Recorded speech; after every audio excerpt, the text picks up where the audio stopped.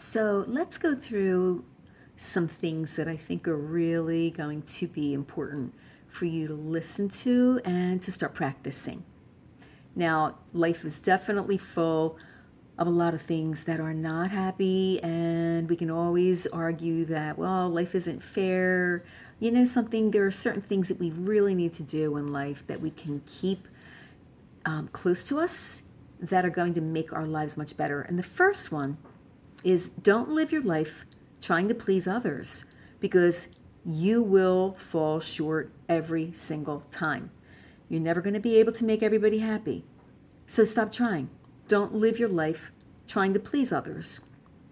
That's always going to be the best way for you to be miserable. So don't do it. The second thing is don't worry about what others think of you, because they're usually too busy to care, or if they're overly critical, that's even more reason not to give it your time or your thought or your worry. So, what others think of you, that's none of your business. That's their business.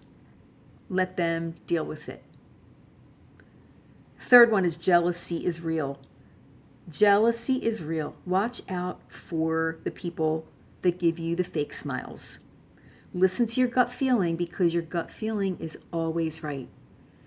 You always want to make sure that you're tuning into what you're feeling in your stomach, because that usually will tell you.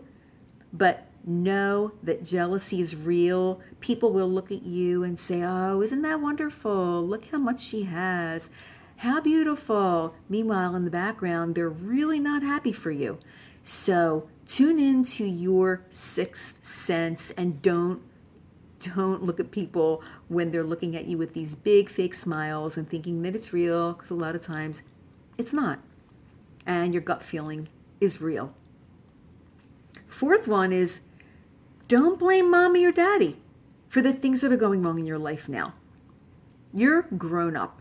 You are a grown up. Yes, you might have had a horrible childhood. Yeah, mommy and daddy might have been really bad. They might not have done the things they should have done. It might have been really horrible. Might have been terrible. Might have been traumatic.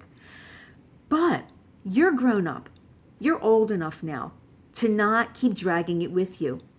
You can change it. You can stop that thought pattern of being stuck because of what mommy and daddy did and start living your life the way you need to live it. You have to get rid of the old stuff. It doesn't matter anymore. Mommy and daddy are gone, or maybe they're still here. And if mommy and daddy are still here and they're still being mean or nasty or creepy or whatever, you don't have to deal with it. You can definitely change things. You can limit your exposure to them or tell them right out that they no longer control you. So there are definitely different ways to deal with mommy and daddy, but you don't want to get into a war or a big argument, but you have to take control of your own life, because mommy and daddy are not in control anymore. Hopefully they're not. And if they are, find ways to start moving out of it. Okay? And you can definitely do that. The next one, number 5, is break free from social media's negativity and the chaos and the fear-mongering. Because, it really robs you of your intuition and your intelligence and all the things that you already know. So it takes you away from your inner peace. You need to go inward. You need to find your power inward. And you need to do that often. You need to really start developing more of your self-awareness, and don't get sucked into the social media negativity, because you will always be stuck. There's always something bad happening. Always. And the only way that they really make their ratings is by fear-mongering.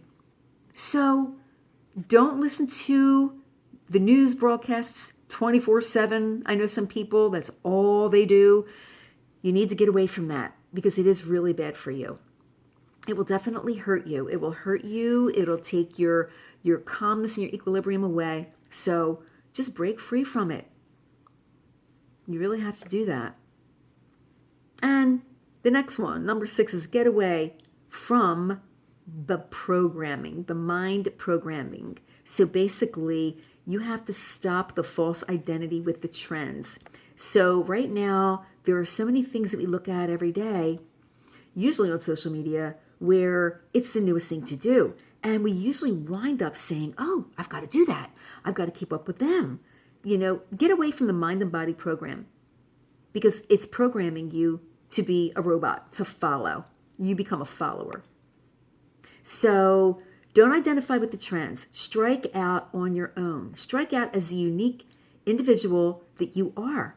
Don't compare yourself. And that is what we do when we are looking at other people and seeing what they're doing and what they've got going on. And we feel like we have to follow or one up them or be better than, or, oh my God, I'm being left out unless I do the same thing. No, that's a bunch of BS. Be an individual. Strike out on your own.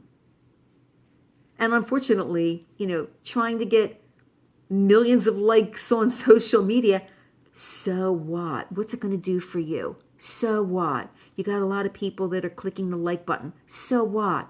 It's instant dopamine. I understand that. And that's why it becomes such an addiction. But that is not really developing you as the highest level individual that you can be, because you're turning into a robot copycat. Who needs that? That's not going to make you a better person. It's going to make you a follower. Influencer usually is a follower, because what they're doing is they're just taking the same old stuff that everybody else is doing. They're buying the likes, they're buying the hearts, they're buying all that stuff. They're boosting their posts. What's it doing for you?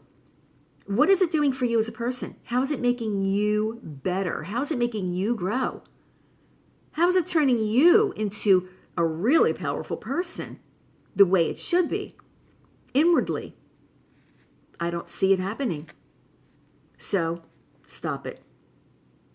And finally, number 7, eat the dessert. Life is short. Enjoy and splurge and live. Do it. If your heart really wants something, get it. Find a way to get it and do it. And once you get it, even if you realize afterwards it's like, well, maybe I really didn't want it, or it's not all that it's cracked up to be, that's okay. You can sell it, you can give it away, you can donate it, or you can walk away from it.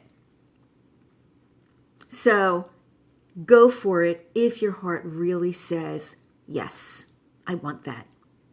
Buy the shoes, eat the cake, do the thing, buy the car, yeah, do it, but be sensible. Because if you're taking money that you don't have to buy a luxury, well, that's a no-no. I make a point of not doing anything unless I have the cash to buy it. I don't believe in credit. Yeah, of course we all have credit cards. Yes, we all have to use our credit cards for certain things. And yes, I do, but I pay it off every month. I don't like bills. So if I can't buy it cash, I really don't want it. Now, that doesn't mean that you can't get something if you don't have the cash for it. If you want to make a loan or use your credit card, that's fine, but do it sensibly. Don't become a prisoner just because you feel like you need to have whatever, the latest thing. If your heart really wants it, yes, then go for it. I've been guilty of doing that. I've bought expensive cars, expensive horses, expensive shoes, expensive things, and I also love shopping at Goodwill. So there you go. You have to have a good balance. You have to be able to say, this is good, this isn't. Do it with a really sharp intellect, and you'll never lose. All right, everybody, there you go. 7 things to keep in your mind. Go back and repeat this again if you have to. Write it down, and I hope it helps. Love you all. Bye.